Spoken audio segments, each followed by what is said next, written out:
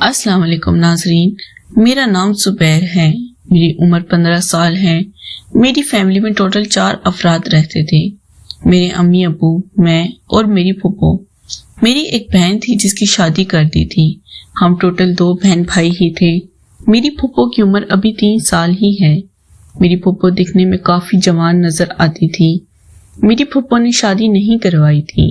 میری پھپھو کے ایک لڑکے کے ساتھ تعلقات تھے، اس لڑکے نے میری پھپھو کے ساتھ بے وفائی کر لی تھی۔ میری پھپھو ذہنی مریض بن گئی تھی اور اس نے شادی نہیں کی تھی۔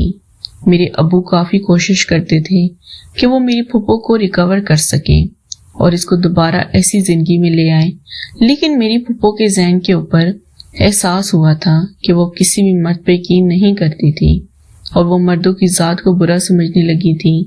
میری پھپھو ٹیچر تھی اور سرکاری اسکول میں بچوں کو پڑھاتی تھی، لیکن میری پھپھو کا ذہن الٹ جانے کے سبب پھپھو کو جاب سے ہاتھ دھونا پڑا تھا، اور جس مرد نے میری پھپھو سے بے وفائی کی تھی اس نے آگے شادی کر لی تھی اور اس نے میری پھپھو کے ساتھ غلط کام بھی کیا تھا، اس لیے میری پھپھو کا پاگل پن اتر آیا تھا اور میری پھپھو پاگل ہو گئی تھی۔ میرے ابو نے میری پھپھو کا کافی علاج کروایا تھا، لیکن میری پھپھو ٹھیک نہیں ہو سکی تھی۔ میری پھپھو کی ذمہ داری اب میرے اوپر ہی تھی۔ میری امی ابو دونوں ٹیچر تھے اور وہ اپنی جاب میں بزی ہوتے تھے، اس لیے امی ابو نے پھپھو کی ساری ذمہ داری میرے اوپر ڈال دی تھی اور کہا تھا کہ اپنی پھپھو کا تم نے خیال رکھنا ہے۔ میں پھپھو کو سارے کام کر دیتا، اسے خود نہلاتا اور اس کے کپڑے بدلتا، پھپھو کے سارے ناز نخرے اٹھاتا۔ میں پھپھو کو اپنی ماں کی طرح ہی سمجھتا تھا، کیونکہ میرے ابو کی بہن ایک ہی تھی اور میری پھپھو بہت خوبصورت تھی۔ بہت سے لوگ میری پھپھو کے اوپر مرتے تھے، لیکن پاگل بنانے کے بعد کوئی بھی میری پھپھو کو اپنانے کے قابل نہیں تھا اور نہ ہی میری پھپھو بھی کسی سے شادی کرنا چاہتی تھی۔ میری پھپھو ٹھیک ٹھاک تھی، ٹھیک باتیں کرتی، لیکن کبھی کبھی اس کا ذہن الٹ جاتا تو اس کو سنبھالنا مشکل ہو جاتا۔ میری پھپھو جب ہوش و حواس میں ہوتی تو میں اس کے ساتھ کافی ہنسی مذاق کرتا۔ ابو نے میری ڈیوٹی لگا دی تھی کہ اپنی پھپھو کا بہت سا خیال رکھنا ہے، اسے کسی بھی چیز کی کمی محسوس نہیں ہونے دینی۔ امی اور ابو دونوں ایک ہی شہر میں پڑھاتے تھے، ابو بوائز کالج میں ہوتے تھے اور امی گرل کالج میں ہوتی تھی، تو امی ابو شام کو 7 بجے ہی گھر آتے تھے۔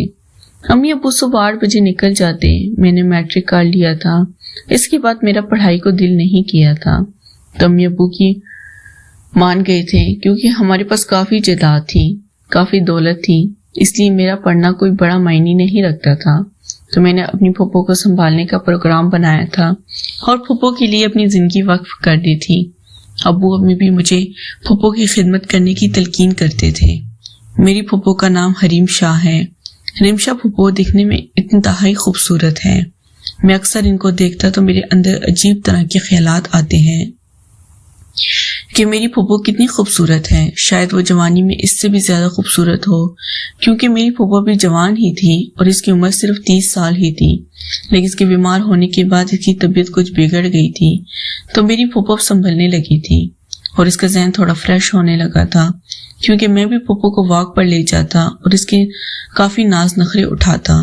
میں نے کبھی نہیں سوچا کہ میں پھپھو کے ساتھ اس حد تک بھی چلا جاؤں گا، کیونکہ میری پھپھو اب کچھ بہتر ہونے لگی تھی تو مجھے پسند کرنے لگی تھی اور میرے اوپر ہی بے ایمان ہونے لگی تھی۔ میں نے پھپھو کو کہہ دیا تھا کہ آپ بے فکر ہو جاؤ، آپ کو جب بھی میرے سے کوئی کام ہو تو مجھے بتا دینا۔ تو پھپھو بھی اب میرے ساتھ عجیب طرح کی فرمائشیں کرتی اور کہتی کہ تم میرے پاس ہی بیٹھے رہو اور میرے ساتھ وہ کام کرو جو کام میرے پہلے عاشق نے کیا تھا۔ میں نے پھپھو کو صاف انکار کر دیا تھا اور کہا تھا پھپھو دیکھو ابھی تم ٹھیک نہیں ہو، تمہاری ذہنی توازن بھی ٹھیک نہیں، تو تمہیں یہ کام زیب نہیں دیتا اور میں تمہیں ایک اونچا درجہ دیتا ہوں، اس لیے میں تمہارے ساتھ ایسا کام نہیں کر سکتا۔ لیکن پھپھو رونے لگتی تھی اور مجھے مجبور کرتی تھی کہ تم لازمی میرے ساتھ ہی کام کرو۔ میں نے بھی سوچ لیا تھا کہ پھپھو کی خواہش کو پورا کر دوں گا، نہ جانے پھپھو کو اس چیز کی کتنی کمی ہے، اور میں نے پھپھو سے یہ بات بھی کر لی تھی کہ اگر تم اس چیز کی کمی ہے تو میں امی ابو کو کہہ دیتا ہوں، وہ تمہاری شادی کر دیں گے۔ تو پھپھو رونے لگتی تھی اور کہنے لگتی تھی کہ میں شادی کے حق میں نہیں ہوں اور نہ ہی میں کسی مرد سے شادی کروں گی، مجھے بس تم ہی پسند ہو اور تم میری خدمت کرتے ہو، میرے سے پیار کرتے ہو، اس لیے میں تمہیں پسند کرتی ہوں اور تمہارے ساتھ یہ کام کروں گی۔